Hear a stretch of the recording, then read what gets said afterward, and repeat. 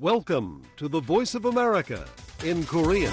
Direct from Washington, the Voice of America, VOA.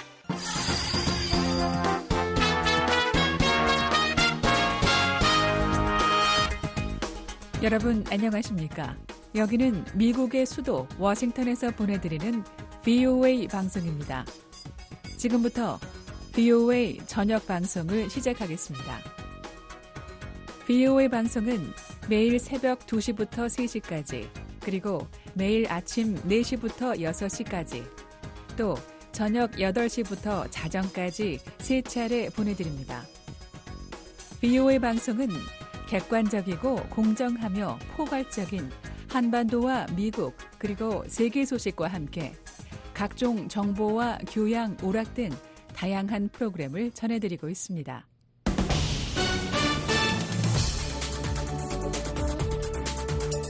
VOA 세계뉴스입니다. 카말라 해리스 미국 부통령이 어제 민주당 대통령 후보로 공식 확정됐습니다. 이로써 오는 11월 5일 실시되는 미 대선은 민주당 해리스 팀 월즈 대 공화당의 도널드 트럼프 JD 벤스 대결로 확정됐습니다. 해리스 부통령은 일리노이주 시카고 유나이티드 센터에서 나흘간 열렸던 민주당 전당대회 마지막 날인 이날 밤 연설에서 가장 높은 열망들 가운데 우리를 하나로 통합하는 대통령이 될 것이라면서 후보직을 수락했습니다. 이어 오늘 밤 다양한 정치적 견해를 가진 이들이 전당대회를 지켜보고 있다면서 모든 미국인을 위한 대통령이 될 것을 약속한다고 강조했습니다. 해리스 부통령은 경쟁자 도널드 트럼프 공화당 대통령 후보를 겨냥해 여러모로 진지하지 않은 인물이라고 공격하면서 도널드 트럼프를 백악관으로 복귀시키는 데 따른 결과는 매우 심각할 것이라고 주장했습니다. 특히 민주주의와 폭정 사이에 계속되는 투쟁에서 나는 내가 어디에 서 있는지 알고 있으며 미국이 어디에 속하는지 알고 있다면서 트럼프 후보는 김정은 북한 국무위원장과 블라디미르 푸틴 러시아 대통령 등 독재자들에게 머리를 숙이고 있다고 비판했습니다. 해리스 부통령은 답보 상태에 놓인 가자지구 휴전 협상과 관련해서도 지금은 인질 협상과 휴전 협상을 끝내야 할 때라고 강조하는 한편 이스라엘이 스스로를 방어할 수 있도록 지원할 것이라고 말했습니다. 한편 트럼프 후보는 이날 민주당 전당대회가 진행되는 동안 자신의 소셜미디어를 통해 그녀는 무능함과 나약함의 상징이라며 실시간으로 해리스 부통령을 비판했습니다. 그러면서 해리스 부통령은 결코 세계의 폭군들로부터 존경받지 못할 것이라고 해리스 부통령의 관련 주장을 반박했습니다. 트럼프 후보는 이날 애리조나주의 멕시코 접경 지역을 방문한 자리에서도 해리스 부통령을 또다시 국경 차르라고 부르면서 조 바이든 행정부의 국경 정책을 비판하는 한편 자신이 취임하면 사상 최대의 불법 체류자 추방을 단행하겠다고 거듭 강조했습니다. 유엔 중동 특사가 어제 이스라엘과 팔레스타인 무장정파 하마스 간 종전을 위해 유엔 안전보장이사회가 구체적인 행동에 나설 것을 촉구했습니다. 토르 웨네슬랜드 유엔 중동 특사는 이날 중동 정세를 논의하기 위해 뉴욕 유엔 본부에서 열린 안보리 회의에 화상으로 참석해 어떠한 불똥이나 오산도 분쟁에 수백만 명을 더 끌어들이는 통제 불가능한 일련의 사태 악화를 촉발할 수 있다고 지적했습니다. 이어 현재의 중동 정세는 변곡점에 와 있다면서 지금 바로 휴전이 필요하다고 강조했습니다. 웨네슬랜드 특사의 이 같은 발언은 미국, 카타르, 이집트의 중재하에 이루어지고 있는 이스라엘과 하마스 간의 휴전 협상이 답보를 거듭하는 상황에서 나왔습니다. 이런 가운데 지난해 10월 7일 하마스의 이스라엘 기습 공격에서 붙잡혀간 인질들의 가족은 휴전 협상이 결렬될 때마다 또 다른 인질이 목숨을 잃을 수 있다고 우려를 표했습니다. 이들은 인질들의 귀환이 협상을 통해서만 가능하다는 점은 누구에게나 분명하다면서 휴전 협상의 조속한 타결을 통해 인질 석방을 이뤄줄 것을 호소했습니다.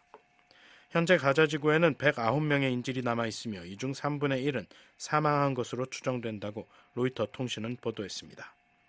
한편 양측 간 휴전을 위한 협상은 이날 이집트 수도 카이로에서 재개됐습니다. 나렌드라 모디 인도 총리가 오늘 우크라이나를 방문했습니다.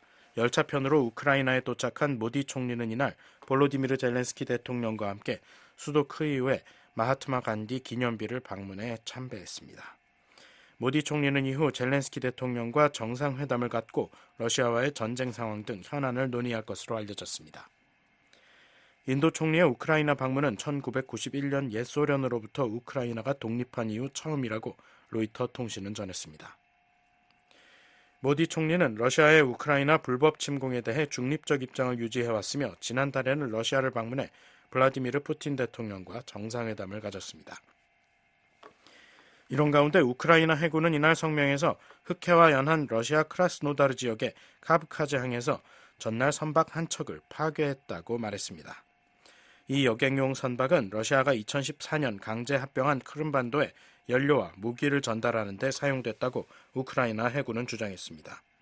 한편 러시아 외무부는 러시아 남서부 쿠르스크의 원전에 우크라이나군이 드론 공격을 가했다며 핵테러 행위라고 비난했습니다. VOA 세계뉴스 김시영입니다.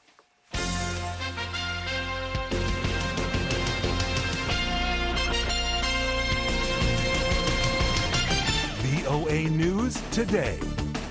여러분 안녕하십니까? 2024년 8월 23일 금요일 VOA 뉴스 투데이 1부 시작하겠습니다.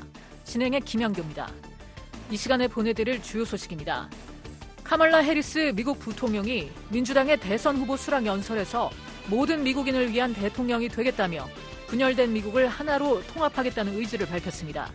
김정은과 같은 독재자에겐 아부하지 않을 것이란 점도 강조했습니다.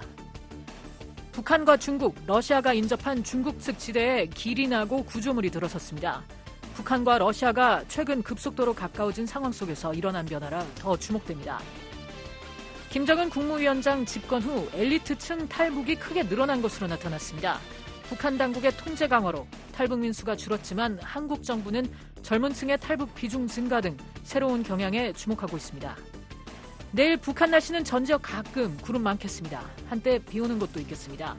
최저기온은 11에서 25도, 최고기온은 24에서 33도, 바다의 물결, 동해 앞바다 0.5에서 1.5m, 서해 앞바다 0.5에서 1m 일겠습니다. 첫 소식입니다. 카멀라 해리스 미국 부통령이 민주당의 대선 후보 수락 연설에서 모든 미국인을 위한 대통령이 되겠다며 분열된 미국을 하나로 통합하겠다는 의지를 밝혔습니다. 김정은과 같은 독재자에겐 아부하지 않을 것이라는 점도 강조했습니다. 함지아 기자가 보도합니다. 카멀라 해리스 부통령이 민주당 대선 후보 지명을 공식 수락했습니다. 해리스 부통령은 22일 시카고에서 열린 민주당 전당대회 연설에서 공직 생활 동안 내게는 단 한 명의 고객이 있었고 이는 국민이었다고 말했습니다. 그러면서 국민을 대신해 정당과 인종, 성별, 할머니가 사용하는 언어에 상관없이 모든 미국인을 대신해 나의 어머니와 쉽지 않은 여정을 시작한 모든 사람을 대신해 내가 함께 자란 사람들처럼 열심히 일하고 꿈을 쫓으며 서로를 돌보는 미국인을 대신해 지구상에서 가장 위대한 나라에서만 쓸 수 있는 이야기를 가진 모든 사람을 대신해 나는 미국 대통령 후보 지명을 수락한다고 밝혔습니다. My entire career, I've only had one client, the people. I accept your nomination. 해리스 부통령은 이번 선거를 통해 우리나라는 과거의 쓰라림과 냉소, 분열적 싸움을 넘어설 수 있는 소중하고 값진 기회를 얻었다며 화합의 중요성도 강조했습니다. Our nation with this election has a precious, fleeting opportunity to move. 그러면서 이는 어느 한 정당이나 정파의 구성원이 아닌 미국인으로서 새로운 길을 개척할 수 있는 기회라고 말했습니다. 이어 다양한 정치적 견해를 가진 사람들이 오늘 밤 보고 있을 것으로 안다며 나는 오늘 모든 미국인을 위한 대통령이 되겠다고 약속한다고 해리스 부통령은 밝혔습니다. 다만 이날 해리스 부통령은 상대 후보인 도널드 트럼프 전 대통령에 대해선 비난의 목소리를 높였습니다. 특히 안보 문제에 대한 자신의 흔들림 없는 공약을 확인하며 트럼프 전 대통령과 김정은 북한 국무위원장을 동시에 비판했습니다. I will not cozy up to tyrants and dictators like Kim Jong-un who are rooting for Trump. 나는 트럼프를 응원하는 김정은과 같은 폭군이나 독재자에게 아부하지 않을 것이란 주장입니다.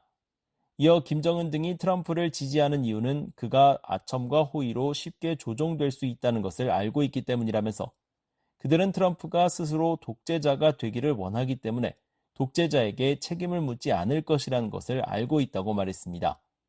또한 나는 대통령으로서 미국의 안보와 이상을 수호하는데 결코 흔들리지 않을 것이고 이는 민주주의와 폭정 사이의 끊임없는 투쟁 속에서 나는 내가 어디에 서 있는지 미국이 어디에 속해 있는지 잘 알고 있기 때문이라고 덧붙였습니다. 중국과 러시아에 대응해야 할 필요성을 강조하며 동맹 강화의 중요성도 역설했습니다. 해리스 부통령은 나는 우주와 인공지능 분야에서 중국이 아닌 미국이 21세기 경쟁에서 승리하도록 할 것이고 우리의 글로벌 리더십을 포기하는 것이 아니라 강화할 것이라고 말했습니다. 이어 반면 트럼프는 북대서양 조약기구 나토 탈퇴를 위협하고 푸틴에게 우리의 동맹을 침공하도록 부추기면서 러시아가 원하는 것은 무엇이든 하라고 말했다고 지적했습니다. I will make sure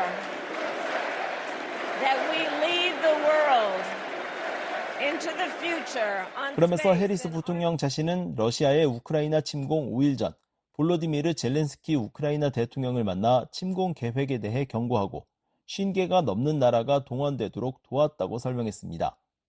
따라서 자신은 대통령으로서 우크라이나 그리고 나토 동맹과 함께 굳건히 서 있겠다고 밝혔습니다. 해리스 부통령은 이스라엘과 하마스의 전쟁 종식을 위해 밤낮 없이 일하고 있다고 강조했습니다. 특히 지난해 10월 7일 하마스의 공격에 대한 이스라엘의 방어권을 옹호한다면서도 동시에 지난 10개월 동안 가자 지구에서 무고한 생명이 희생된 것은 참혹한 일이라고 지적했습니다. 이날 해리스 부통령의 연설은 현지 시각으로 오후 9시 31분 남편인 더그 엠호프 변호사와 조 바이든 대통령 부부, 부통령 러닝메이트인 팀 월즈 미네소타 주지사에 대한 감사의 인사로 시작됐습니다.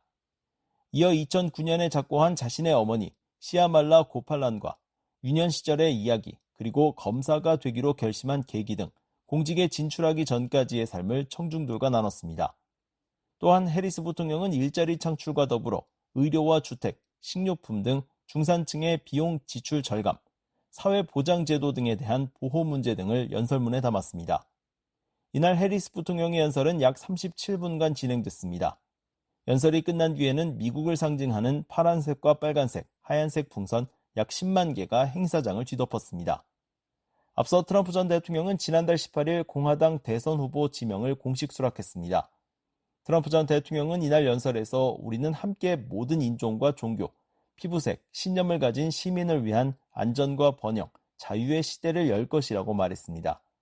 아울러 분열된 미국의 정치가 하나가 돼야 한다며 화합의 중요성도 강조했습니다. 트럼프 전 대통령은 또 나는 북한 김정은과 매우 잘 지냈다면서 언론은 어떻게 그와 잘 지낼 수 있냐며 내가 이런 말 하는 것을 싫어했다고 밝혔습니다. 그러면서도 핵무기를 많이 가진 사람과 잘 지내는 건 좋은 일이 아닌가라고 트럼프 전 대통령은 반문했습니다. 그러면서 우리가 백악관으로 돌아가면 나는 그와 잘 지낼 것이라며 그도 내가 돌아오는 모습을 보고 싶어 할 것이고 나를 그리워하고 있다고 본다고 말했습니다. 아울러 트럼프 전 대통령은 군사력 증강에 나선 중국과 러시아에 대한 대응의 필요성도 역설했습니다. VOA 뉴스 함지아입니다. VOA는 오는 11월 미국 대선에서 맞붙는 민주당 후보 카멀라 해리스 부통령과 공화당 후보 도널드 트럼프 전 대통령의 한반도 관련 정책을 비교하는 5차례의 기획보도를 준비했습니다. 오늘은 그 첫 순서로 두 후보의 대북 정책에 대해 알아봅니다. 안준호 기자가 보도합니다. 민주당 후보인 카멀라 해리스 부통령과 공화당 후보인 도널드 트럼프 전 대통령은 대북 정책에서 분명한 차이를 보이고 있습니다. 해리스 부통령은 조 바이든 대통령이 현 대북 정책을 계승해 한국, 일본 등 양자 및 3자 공조를 통한 대북 확장 억제력 강화 정책을 이어갈 것으로 전망됩니다. 반면 공화당 후보인 트럼프 전 대통령은 김정은 북한 국무위원장과의 개인적인 외교 재개에 나서 북한을 압박할 것으로 보이지만 불확실성 또한 커 보입니다. 민주당은 지난 18일 발표한 2024 민주당 정강에서 불법적인 미사일 역량 구축을 포함한 북한의 도발에 맞서 우리의 동맹들, 특히 한국과 함께했고 앞으로도 그럴 것이라고 밝혔습니다. 다만 4년 전인 2020년 정강에 포함됐던 북한 비핵화란 장기적 목표는 이번엔 빠졌습니다. 이와 관련해 민주당 새 정강 작성에 참여한 콜린 칼 전 미 국방부 정책처관은 지난 20일 한반도 비핵화는 바이든 정부의 목표로 남아있으며 해리스 행정부에서도 그럴 것이라며 미국의 한반도 비핵화 의지를 재확인했습니다. 다만 현실적으로 단기적 관점에서 한반도 비핵화가 시급히 해결될 것으로 전망하는 전문가는 없다고 본다고 부연했습니다. 민주당은 새 정강에서 캠프 데이비드에서 개최된 미한일 3국 정상회의와 한국과 함께 채택한 워싱턴 선언을 언급하며 미한일 3국 협력을 강화해 한반도와 그 너머의 평화와 안정을 유지하고 있다고 강조했습니다. 칼 전 차관은 단기적으로 우리의 우선순위는 한국을 포함해 일본 등 동맹을 북한의 위협으로부터 보호하고 우리의 억제를 강화하는 데 있어야 한다며 바이든 해리스 정부가 이룬 주요한 진전 가운데 하나가 미한, 미일 양자관계를 비롯해 미한일 3국의 공조를 강화한 것이라고 말했습니다. 북한 비핵화 목표를 포기한 것은 아니지만 단기간에 달성할 수는 없는 만큼 차기 해리스 정부에서도 현 바이든 정부에서 확립한 미한일 3국 공조체제를 강화해 북한의 핵과 미사일 위협을 억제하겠다는 뜻을 거듭 밝힌 겁니다. 반면 트럼프 전 대통령은 현 바이든 행정부의 대북 정책을 비판하며 김정은 북한 국무위원장과의 친분을 과시했습니다. 지난달 18일 미국 위스콘신주 밀워키에서 열린 공화당 전당대회의 대선 후보 수락 연설에서 트럼프 전 대통령은 나는 북한 김정은과 매우 잘 지냈다면서 핵무기를 많이 가진 사람과 잘 지내는 건 좋은 일이 아닌가라고 반문했습니다. I got along very well. North Korea, Kim Jong-un, I got along very well with him. The press hated when I said that. How could you get along with him? Well, it's nice to get along with somebody who has a lot of nuclear weapons. 이어 내가 그들과 잘 지냄으로써 우리는 북한의 미사일 발사를 막았다며 지금 북한은 다시 행동하고 있다고 비판했습니다. 바이든 정부 출범 이후 북한과 대화가 단절되고 북한이 도발 강도를 높이는 상황을 지적한 것으로 풀이됐습니다. 트럼프 전 대통령은 그러나 우리가 돌아가면 나는 그와 잘 지낼 것이라며 그도 내가 돌아오는 모습을 보고 싶어 할 것이고 나를 그리워하고 있다고 본다고 말했습니다. 트럼프 전 대통령 주변에서는 그가 재집권하면 한반도 긴장을 완화하고 북한의 핵과 미사일 실험을 막기 위해 김정은과의 개인적 외교 재개에 나설 것이라는 관측이 꾸준히 제기됐습니다. 트럼프 전 대통령이 비핵화와 미사일 실험 중단을 위해 김정은을 강하게 밀어붙일 것이라는 겁니다. 프레드 플라이츠 전 백악관 국가안보회의 비서실장은 지난 5월 워싱턴 톡에 출연해 트럼프 대통령은 김정은과의 개인적 외교를 재개하기 위해 매우 빠르게 움직일 것이라고 말했습니다. 또 만약 북한이 협상할 준비가 돼 있다면 트럼프 대통령은 북한과 개인적 외교를 재개할 것이라며 조건 없는 일방적 대화 제의는 아닐 것이라고 말했습니다. 그러면서 북한의 러시아의 우크라이나 침략 전쟁에 대한 무기 지원 중단을 요구하고 북한이 러시아, 중국, 이란과 한 축이 되려는 것은 북한의 이익에 부합하지 않는다고 말해야 한다고 설명했습니다. 트럼프 전 대통령의 측근인 플라이츠 전 실장은 트럼프 2기 정부가 출범할 경우 미국이 외교 안보 라인의 주요 인사로 다시 기용될 수 있다는 관측이 나오는 인물입니다. 플라이츠 전 실장은 트럼프 대통령은 김정은과 협상을 재개해 적어도 가능한 한 관계를 정상화하고 긴장을 완화할 방법을 찾기를 매우 열망하고 있다고 말했습니다. I believe that President Trump will revive his personal diplomacy with North Korea if they're prepared to deal. 조셉 디트라니 전 북핵 육자회담 차석 대표는 앞서 BOA와의 전화통화에서 트럼프 전 대통령이 재선된다면 북한을 협상에 복귀시키기 위해 더 열심히 노력할 것이라며 북한을 끌어들이기 위해 더 많은 노력을 기울일 것이고 이는 긍정적일 것이라고 말했습니다. 트럼프 전 대통령은 김정은을 대화의 장으로 끌어내 러시아와의 긴밀한 동맹 관계에서 벗어나게 하는데 집중할 것이라는 평가입니다. I think President Donald Trump, if he were to be re-elected, I think he'll work harder to get North Korea to come back to negotiations. 로버트 랩슨 전 주한미국 대사대리는 22일 BOA의 질의에 대한 서면 답변에서 해리스 행정부는 강조점과 전술에 약간의 차이가 있을 뿐 바이든 행정부의 대북정책 접근법을 상당 부분 채택할 것으로 확신한다며 비핵화는 한반도와 그 너머 지역의 평화와 안정 유지와 마찬가지로 미국 정책의 가장 중요한 목표로 남아있을 것이라고 말했습니다. 또 트럼프 대통령이 재선될 경우 북한과 한반도에 실제로 어떻게 접근할 것인지에 대한 완전히 신뢰할 수 있는 지침은 없다면서 공화당 정강이나 헤리티지 재단의 프로젝트 2025 또는 트럼프 주변 사람들이 안다고 주장하지만 그의 통치 스타일과 기질을 고려해 볼 때 그가 당선돼 집권할 때까지는 분명하게 드러나지 않을 것이며 오직 트럼프 본인만이 알 것이라고 말했습니다. 이어 트럼프 전 대통령이 김정은과 조기에 직접 협상에 나설지 오랜 비핵화 원칙에 따라 협상을 할지 등은 현재로선 모두 불확실하다고 덧붙였습니다. 실제로 트럼프 전 대통령의 대북 정책은 여전히 불확실성에 쌓여 있습니다. 지난해 말 정치 전문 매체 폴리티코는 트럼프 전 대통령이 재집권하면 북핵 동결을 대가로 대북 경제 제재 완화 등을 제공하는 거래를 추진할 구상이라고 보도했습니다. 그러나 트럼프 전 대통령은 이를 가짜뉴스라고 일축한 바 있습니다. 미국 중앙정보국 CIA 한국 담당 부국장을 역임한 브루스 클링너 헤리티지 재단 선임 연구원은 이날 BOA와의 전화통화에서 트럼프 전 대통령은 재임 시 북한과의 관계 개선을 시도했지만 성공하지 못했기 때문에 이에 관여하는 데 관심이 없을 수도 있다고 말했습니다. 또 트럼프 대통령은 다른 차기 대통령과 마찬가지로 국내 문제와 경제 문제에 더 집중할 것이라며 외교 정책 문제가 발생하면 중국, 타이완, 러시아, 우크라이나, 중동에 우선순위를 둘 가능성이 높다고 전망했습니다.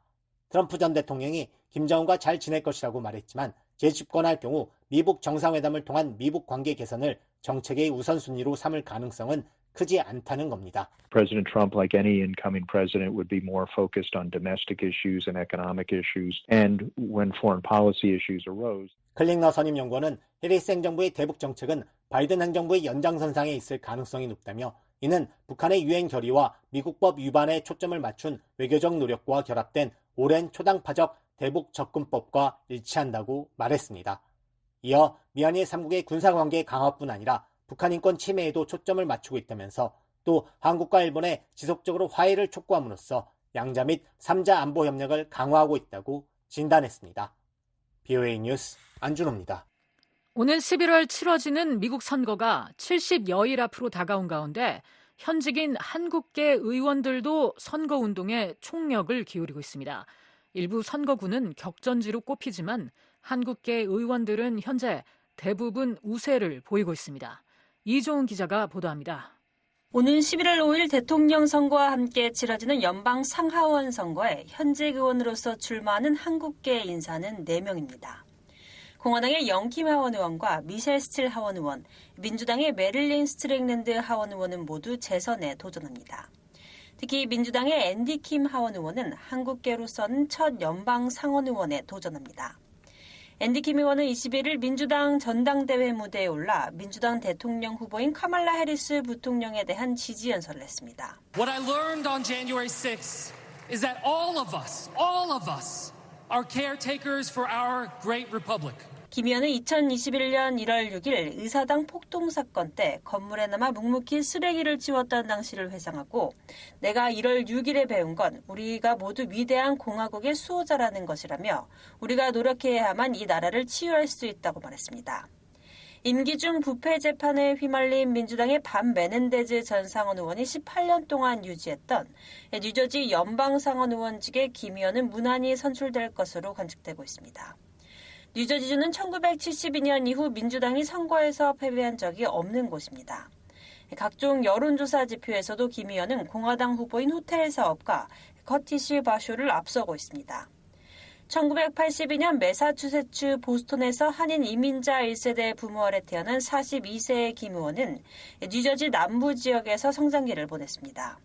2018년 하원 의원에 당선된 뒤 내리 3선을 기록한 김 의원은 정치 입문 전 오바마 행정부에서 백악관 국가안보회의 이라크 담당 보좌관을 지내는 등 국가안보 분야에서 오랜 경력을 쌓은 전문가입니다. 특히 하원 입성 후에는 한반도와 관련해 주한미군 주둔의 중요성을 강조하는 문구가 매년 국방수권 법안에 포함되도록 힘쓰는 등 미한 동맹에 대한 미국의 강력한 지지 및 양국 관계 강화를 위한 입법 활동에 참여했습니다. 또 다른 한국계 인사인 공화당의 영킴 하원 의원과 미셸 스틸 하원 의원이 민주당의 텃밭으로 불리는 캘리포니아주에서 재선에 도전합니다. 현재 두 의원의 선거구는 각종 지표에서 다른 격전지에 비해 공화당이 여전히 우세한 것으로 나타나고 있습니다.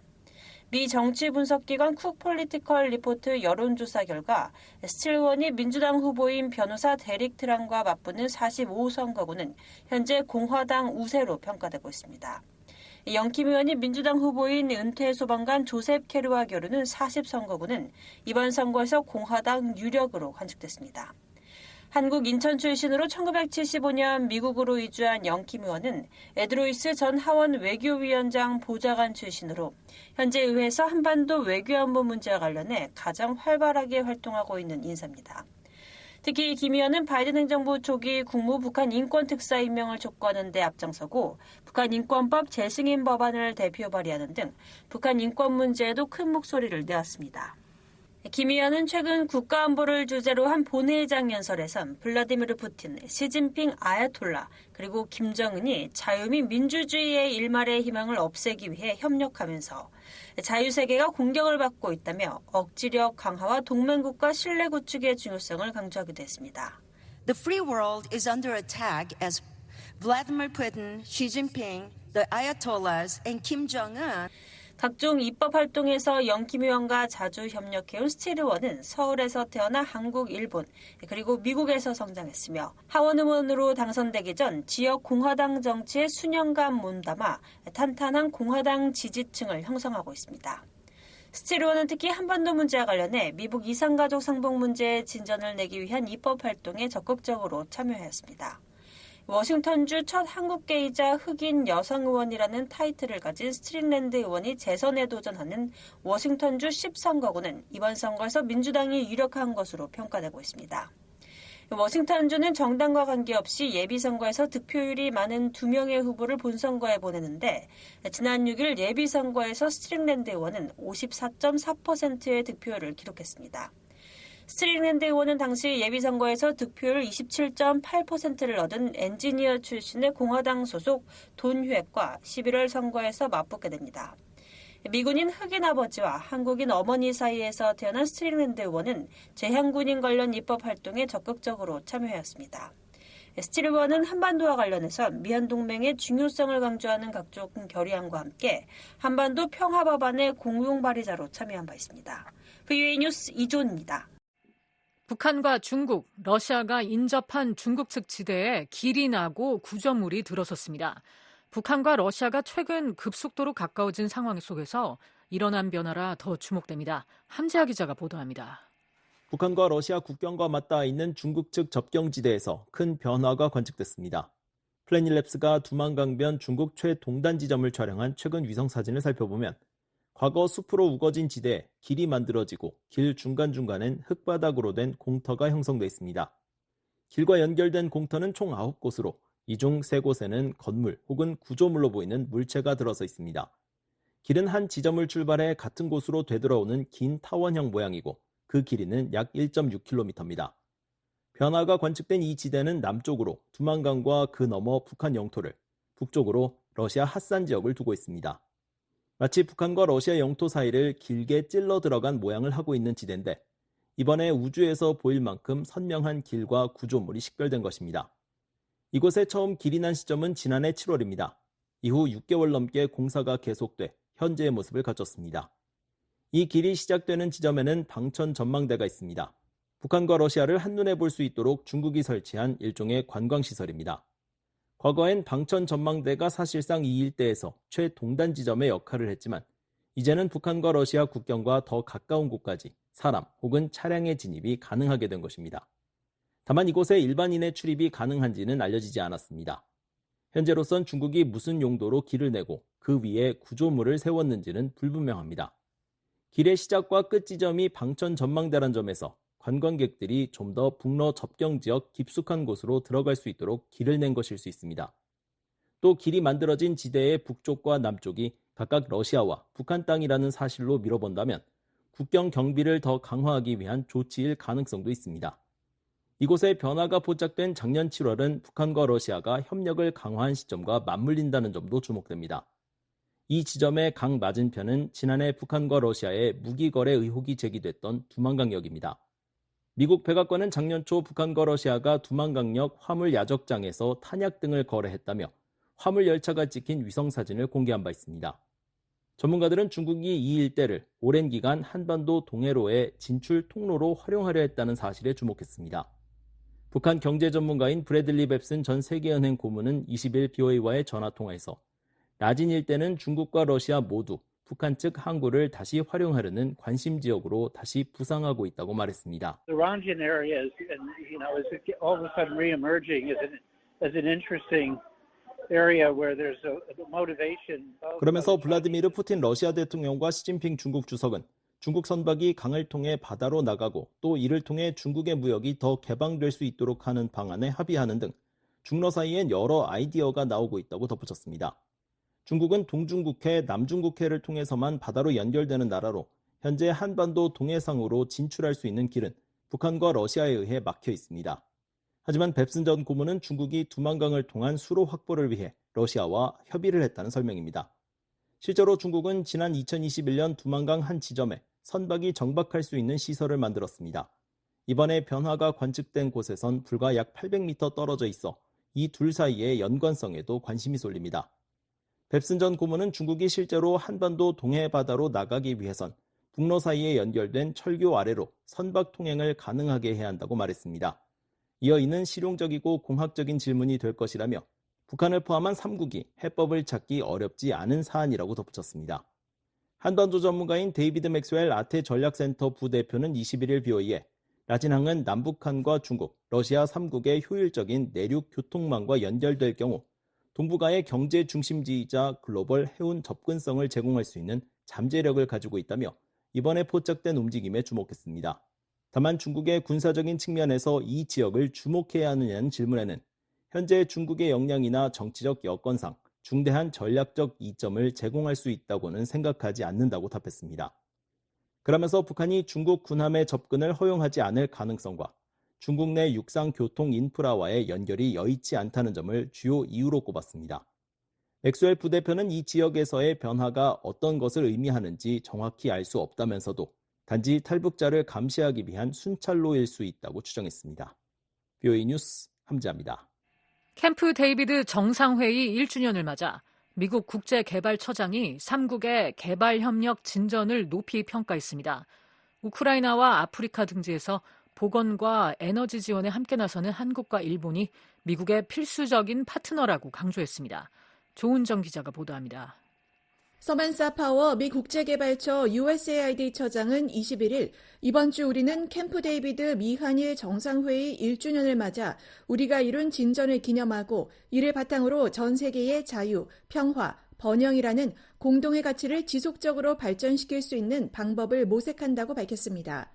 파워 처장은 소셜미디어 X에 올린 글에서 USAID의 농업 회복력 이니셔티브 우크라이나에 한국과 일본이 크게 기여했다고 말했습니다. 이 프로젝트에 참여한 첫 번째 국가가 한국이고 일본도 우크라이나의 농업 생산력 회복을 위한 지원을 계속하고 있다는 것입니다. 또 이외에도 양국은 아프리카의 더 많은 사람들이 보건 서비스와 에너지에 접근할 수 있도록 돕고 있다고 덧붙였습니다. 한국은 USAID의 농업회복력 이니셔티브 우크라이나를 통해 러시아 침공으로 농업에 타격을 입은 우크라이나에 $500만 상당의 비료를 기부한 바 있습니다. 또 미한일 세 나라는 아프리카 가나에 대한 의료 지원에도 나서고 있습니다. 파워 처장은 오늘날의 글로벌 공통과제에 대응하는 데 있어 일본과 한국은 국제개발처의 굳건하고 필수적인 파트너라고 평가했습니다. 그러면서 특히 기시다 후미오 일본 총리의 지도 아래 일본 외무성이 긴급한 문제 해결을 위한 노력을 기울인 데 대해 감사한다고 말했습니다.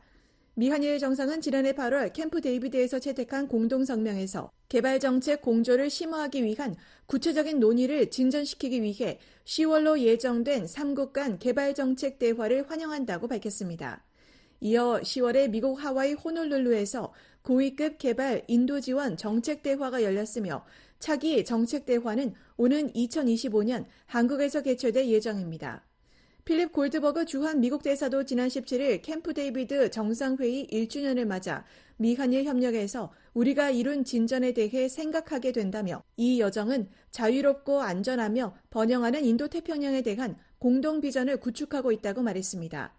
또 람 이메뉴엘 주일 미국 대사도 17일 1년 전 오늘 바이든 대통령이 기시다 후미오 총리와 윤석열 대통령을 캠프 데이비드에 초청했다며 그들은 국가와 민족을 위한 미래를 포용함으로써 비전과 리더십, 정치적 용기를 보여줬다고 말했습니다. 그러면서 12개월이 지난 지금 미일 한 협력은 인도태평양의 안보와 안정을 강화하고 있다며 우리는 함께 주도하고 협력함으로써 이 지역이 직면한 가장 큰 도전 과제들을 해결해 나가고 있다고 말했습니다. 앞서 토니 블링컨 국무장관과 로이드 오스틴 국방장관, 제이크 설리번 백악관 국가안보보좌관은 지난 5일 워싱턴 포스트 공동기고문에서 미국인들의 삶과 미래에 있어서 인도태평양 지역보다 더 중대한 곳은 지구상 어디에도 없다고 밝혔습니다. 그러면서 바이든 대통령이 어려운 역사를 가진 일본과 한국 두 나라를 캠프 데이비드 정상회의에 모이게 했고 우리 세 나라 간 전례 없는 국방, 경제 협력에 박차를 가했다고 강조했습니다. 에반스 리비아 전 국무부 동아태 담당 수석 부차관보는 14일 VOA와의 전화통화에서 현재 미한일 간 협력 수준은 그 어느 때보다 훌륭하다고 말했습니다. The level of cooperation that we're seeing now between and among Tokyo, Seoul, and Washington greater than it's ever been. All three countries have invested considerable political capital. 이어 삼국 모두 안보 분야를 비롯해 이 새로운 협력 관계를 구축하기 위해 상당한 정치적 자본을 투자해왔으며 군과 관료 조직을 통해 많은 노력을 기울여왔다고 말했습니다. 리비아 전 수석 부차관보는 당분간은 삼국 협력의 성격에 큰 변화는 없을 것 같다고 말했습니다. VOA 뉴스 조은정입니다. 김정은 국무위원장 집권 후 엘리트층 탈북이 크게 늘어난 것으로 나타났습니다. 북한 당국의 통제 강화로 탈북민 수가 줄었지만 한국 정부는 젊은 층의 탈북 비중 증가 등 새로운 경향에 주목하고 있습니다. 서울의 김환용 기자 연결해서 자세한 내용 알아보겠습니다. 김환용 기자. 네, 서울입니다. 네, 한국 통일부가 김정은 국무위원장 집권 이후 새로운 탈북 동향을 짚은 통계를 내놨다고요? 네, 그렇습니다. 통일부는 김정은 국무위원장 집권 이후 북한 엘리트 계층의 탈북 사례가 선대인 김정일 국방위원장 집권 시기보다 2배 이상 늘어났다고 밝혔습니다. 한국 정부는 탈북민 관련 법 제정에 따라 지난 1997년 7월부터 탈북민 수를 집계해왔는데 이때부터 김정일 국방위원장이 사망한 시점인 2011년 12월까지 14년 6개월 동안 탈북한 엘리트층은 모두 54명이었습니다. 이에 비해 김정은 위원장이 본격 집권한 2012년부터 올해 6월까지 총 12년 6개월 동안엔 이보다 2.5배 많은 134명의 엘리트층이 탈북했습니다. 한국에선 이들 엘리트층 탈북민들을 단독 보호 탈북민이라고도 하는데 이들은 관련 법에 따라 국가안전보장에 현저한 영향을 줄 우려가 있는 사람으로 정하고 있습니다. 보호 여부는 국가정보원장이 결정하는데 주로 북한 노동당이나 정부, 군 등을 포함해 정보기관이나 체제 보위기관 출신 인사들이 해당하며 이들의 가족도 포함됩니다. 그렇다면 이처럼 엘리트층 탈북이 증가한 이유는 뭘까요? 전문가들은 엘리트층이 곧 대체로 기득권층이라는 점에서 이들의 탈북이 증가하는 이유를 북한 체제의 내구력이 그만큼 약화된 때문으로 보고 있습니다. 한국국가정보원사나 국가안보전략연구원 김광진 통일인권연구실장은 국가 관료들의 연이은 탈출은 국가와 제도를 버린 것으로 해석할 수 있다며 3대째 권력 세습이 이어지면서 북한 체제의 모순이 심화되고 이에 따른 피로감이 특권층에까지 퍼진 결과라고 분석했습니다. 한국정부사나 국책연구기관인 통일연구원 조한범 선임연구위원은 김정은 위원장이 특권층을 겨냥한 당근책조차 쓰기 힘들 정도로 경제난이 심각한 수준이라고 진단했습니다. 김정일 시기에는 선물 정치라고 그래서 김정일이 채찍과 당근을 활용했다면 김정은의 경우에는 채찍에만 의존하거든요. 자원의 제약이 있기 때문에. 그러니까 특권층들의 불만이 많다. 군부도 상당히 생활이 어렵다고 그래요. 조선임 연구위원은 또 신종 코로나 바이러스 감염증 사태를 계기로 본의 아니게 해외 체류가 장기화된 재외 공관원과 유학생들의 체제 염증, 외부 세상에 대한 동경, 특히 가족을 동반한 외교관들의 경우 외국 문물에 깊이 젖은 자녀 미래 등이 탈북을 결심하는 동기로 작용하고 있다고 분석했습니다. 그렇군요. 한국 정부가 주목하는 또 다른 탈북 경향이 있나요? 네, 탈북민 가운데 20, 30대 젊은 층의 비중이 늘어나고 있는데도 주목하고 있습니다. 김영호 통일부 장관은 20일 서울에서 가진 외신기자 간담회에서 지난해 탈북민 196명 중 2030 세대가 50%가 넘는다고 밝혔습니다. 또 최근 동부전선과 서해 교동도를 통해 한국에 망명한 북한 군인과 주민 또한 모두 20대 남성이라고 전했습니다. 김 장관의 이 발언은 북한 주민들의 외부 정보에 대한 욕구가 강하다는 점을 강조하는 과정에서 나왔는데요. 특히 젊은 세대들의 정보 접근권 강화를 위한 정부 차원의 의지를 표명한 것으로 풀이됩니다. 그렇다면 앞으로 젊은 층의 탈북이 한층 늘어날 가능성이 있겠군요.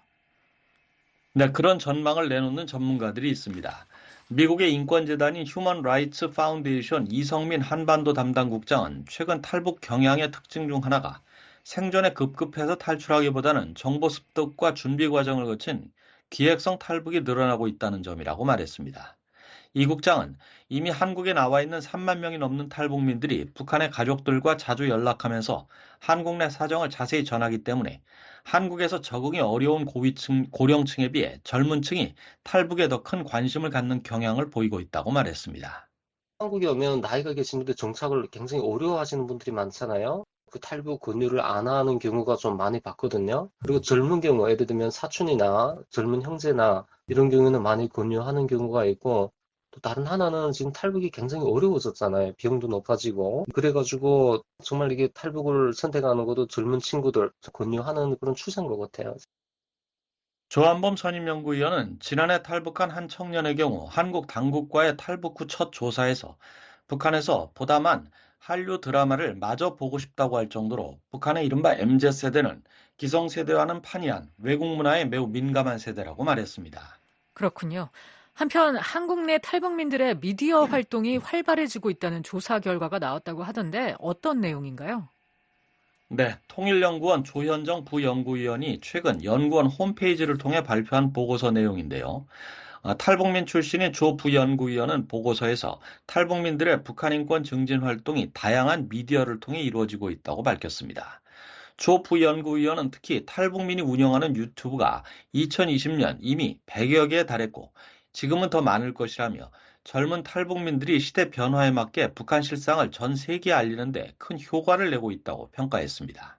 유튜브의 확산에 대한 어떤 성과는 매우 크다고 보는데 이게 국가기관이나 국제기구에서 북한 인권 문제를 공고를 하거나 할 때 유튜브를 통해서 1차적인 정보를 알고 그다음에 이제 팩트 체크를 해서 아마 북한 인권 침해 관련된 어떤 공고들을 만들어낼 수도 있다고 저는 봅니다. 보고서는 탈북민들이 종합편성 채널과 다큐멘터리, 영화, 뮤지컬, 에세이 등 문학작품, 그림, 유튜브 등 다양한 미디어 창구를 통해 고향을 떠날 수밖에 없었던 현실, 탈북 과정에서 벌어지는 끔찍한 사연 등을 증언하고 있다고 밝혔습니다. 서울에서 VOA 뉴스 김환용입니다. The Voice of America.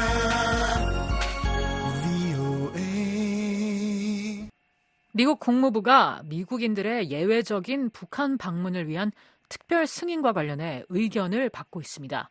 조은정 기자가 보도합니다. 미 국무부가 22일 연방관보에 제한 국가 또는 지역으로의 여행에 대한 특별 승인 관련 정보 수집 공고를 냈습니다. 북한 여행 특별 승인 발급을 위한 정보 수집과 관련해 30일간 미국인들의 의견과 제언을 받는다는 것입니다. 국무부는 공고에서 관심 있는 모든 개인과 단체에 이 정보 수집에 대한 의견을 요청한다고 밝혔습니다. 국무부는 그러면서 적절한 활동을 위해 정보 수집이 필요한지 판단하고 수집할 정보의 유용성과 명확성을 향상하며 응답자의 부담을 최소화하기 위해 의견을 구한다고 설명했습니다. 특별 승인 요청 시 신청자가 제출하는 정보는 발급 여부를 판단하는 데 필요하다고 국무부는 설명했습니다. 국무부는 2017년 9월 북한 여행 금지 조치를 발표하면서 미국의 국익에 부합하는 경우 방문을 허용해 왔습니다. 특별 승인 대상은 언론인, 적십자 요원, 인도주의적 고려에 따라 정당화될 수 있는 방문을 하는 이들, 즉 인도주의 활동가들입니다.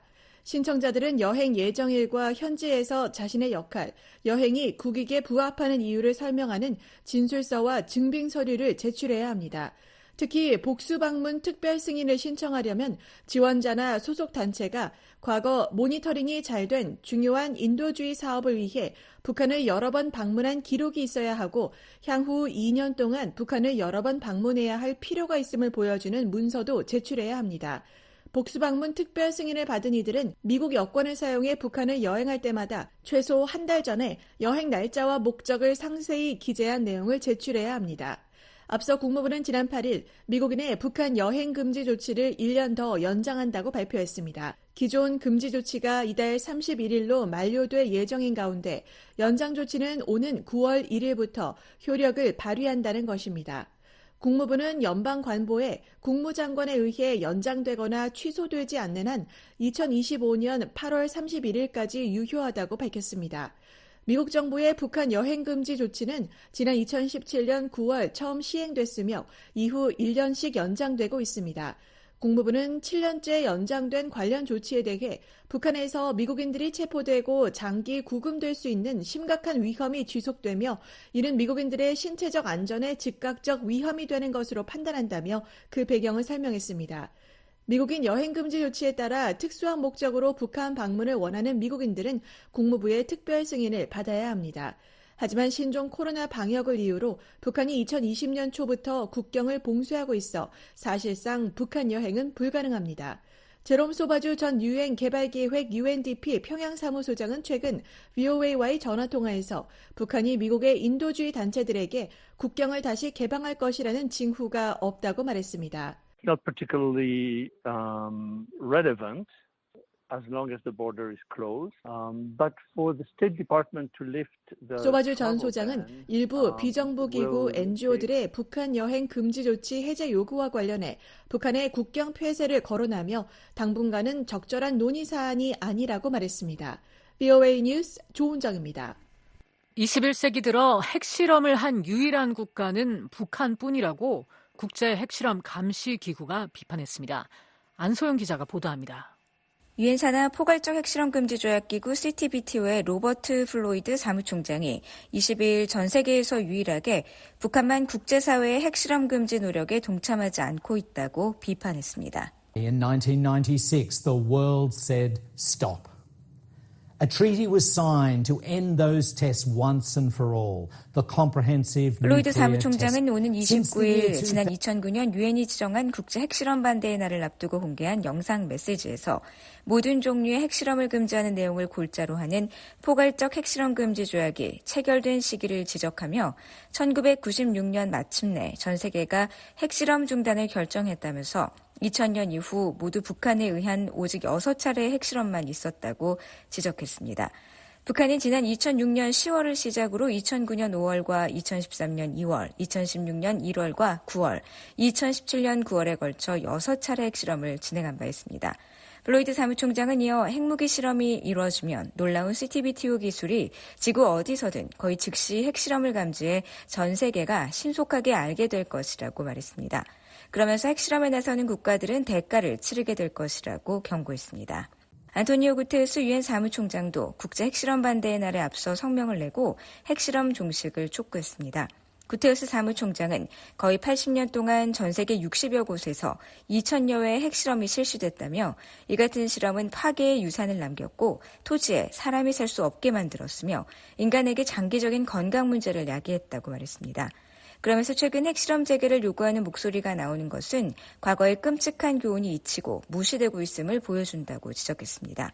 이어 CTBT는 모든 핵실험을 금지하는 유일한 조약이자 필수적이고 검증 가능한 안보수단이라며 모든 국가가 조건 없이 즉시 비준할 것을 촉구한다고 덧붙였습니다. 현재 187개국이 서명하고 178개국이 비준한 CTBT는 발효되지 못해 법적 구속력을 갖고 있지 않습니다. CTBT가 발효되려면 핵기술을 보유한 44개국 모두가 서명 및 비준을 해야 하는데 이 중 미국과 중국, 이란, 이집트, 이스라엘은 서명만 했고 북한과 인도, 파키스탄은 서명조차 하지 않고 있습니다. 국제 핵 전문가들은 북한의 풍계리 핵실험장이 언제든 7차 핵실험을 실시할 수 있도록 준비된 상태라고 평가해왔습니다. They're keeping it ready to do a test, but we don't know why they're not testing. We really don't know. Is it political? 데이비드 올브라이트 미국 과학국제안보연구소 소장은 지난 3월 VOA와의 통화에서 북한이 핵실험장을 유지하고 실험을 할 준비가 돼 있다며 다만 정치적 혹은 일부 기술적 이유로 7차 핵실험을 유보하고 있을 수 있다고 진단했습니다. 국제원자력기구 IAEA의 라파엘 그로시 사무총장도 지난 3월 IAEA 이사회 개회사에서 풍계리 핵실험장은 여전히 사용 중이며 새로운 핵실험을 지원할 준비가 돼 있다고 지적했습니다. VOA 뉴스 안소영입니다.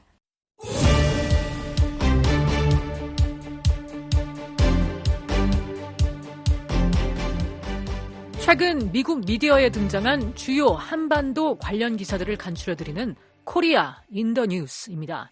노시창 기자와 함께합니다. 안녕하세요. 안녕하세요. 네, 주초에는 여러 매체들이 일제히 미군과 한국군의 대규모 연합훈련, 을지 자유의 방패 연습이 시작됐다는 소식을 전하고 있어서 한반도의 군사적 동향이 미국인들에게 큰 관심거리구나 하는 것을 짐작할 수 있게 하는군요. 그렇습니다.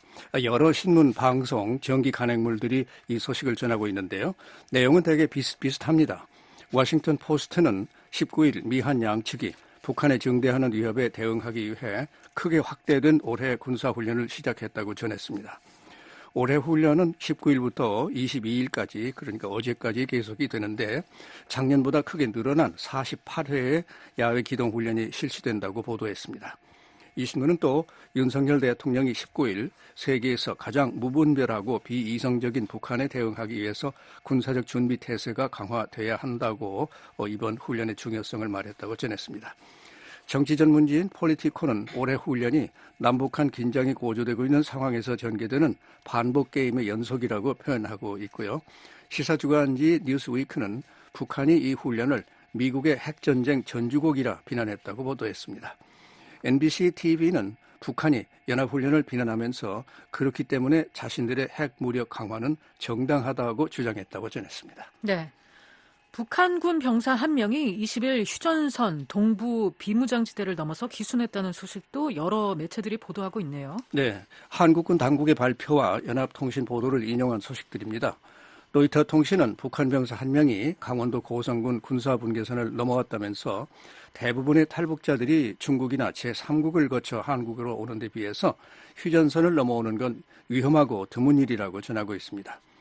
UPI 통신은 한국이 이달 대북 확성기 방송을 시작한 가운데 이달 초 북한인 한 명이 서해 중립 수역을 넘어온 이후에 두 번째 탈북 사례라고 전하고 있는데요. 혹 탈북이 이 확성기 방송 재개의 영향이 아닌가 점치고 있기도 합니다. 또 뉴스위크지는 남쪽의 한국군은 계급이 하사인 것으로 보이는 북한 병사의 움직임을 처음부터 주시하고 있다가 신병을 확보했으며 관계 당국이 탈북 경위를 조사하고 있다고 전했습니다. 네.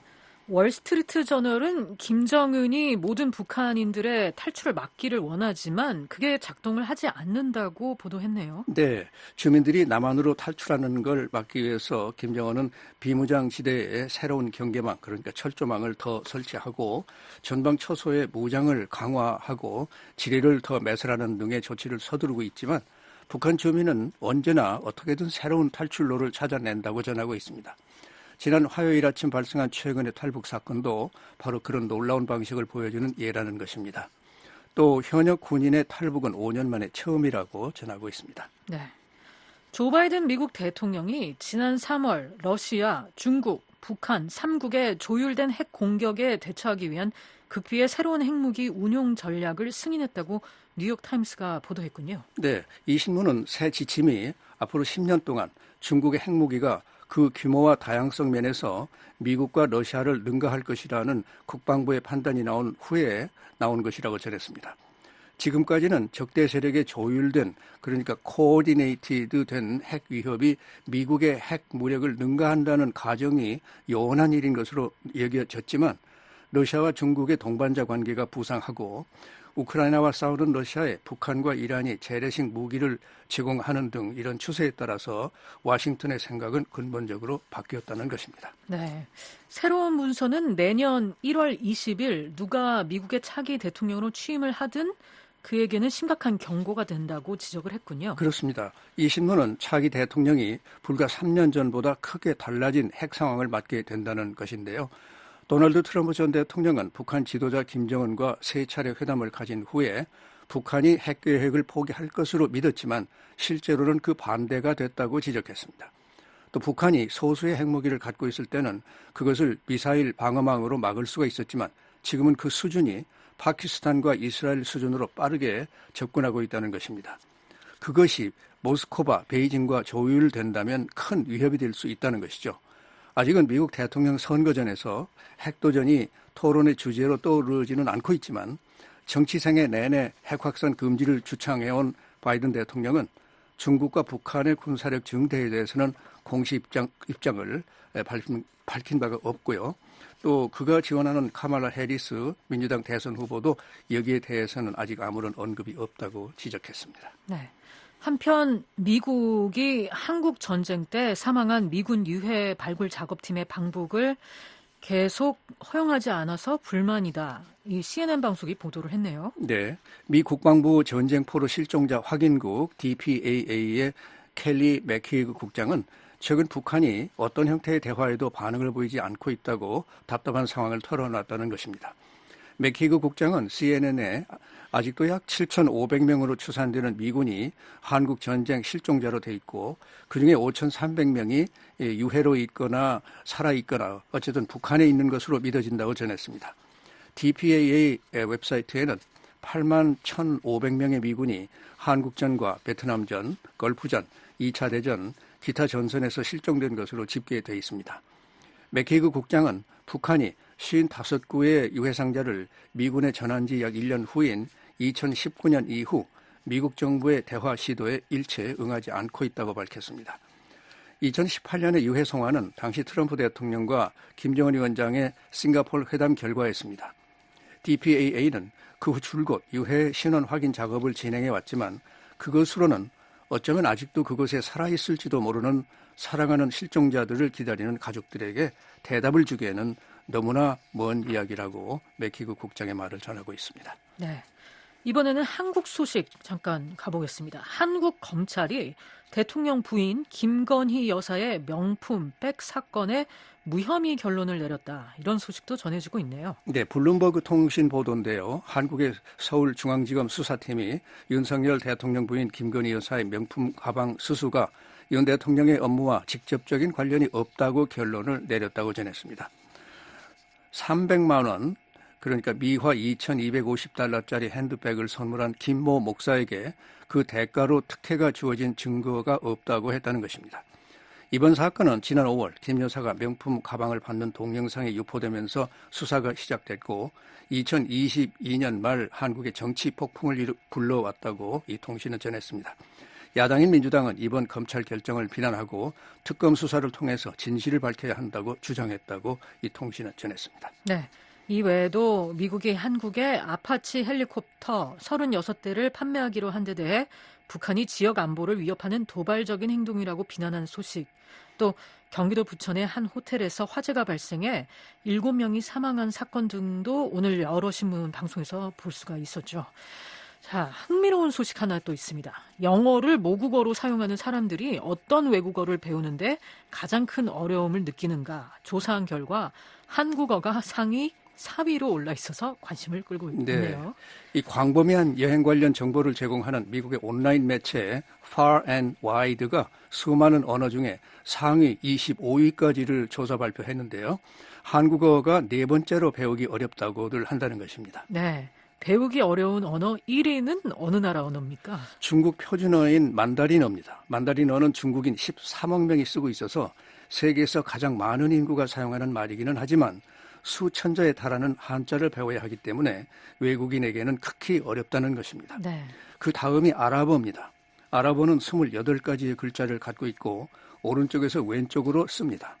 대부분의 단어에 모음이 없고 다른 단어에는 없는 발음들이 많다고 합니다.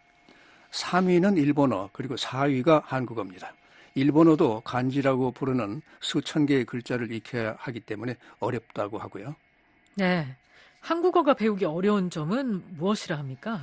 불과 24자의 자음, 모음, 배합으로 세계에서 가장 논리적인 문자 시스템을 갖고 있기는 한데 말은 배우기가 어렵다고 느낀다는 것입니다. 네. 이 수많은 단어가 서로 발음이 비슷하고 한자나 영어 단어처럼 보면 의미가 전달되는 것이 아니기 때문에 어렵다고 합니다. 소리만을 표기하기 때문에 어렵다는 거죠. 그러니까 표의 문자가 아니라 표음 문자의 특징인 거죠.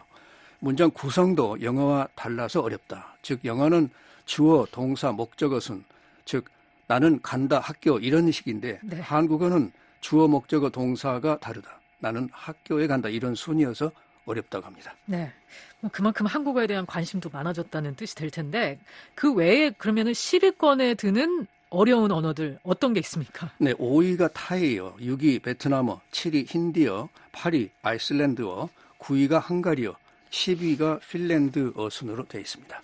네, 지금까지 코리아 인 더 뉴스였습니다.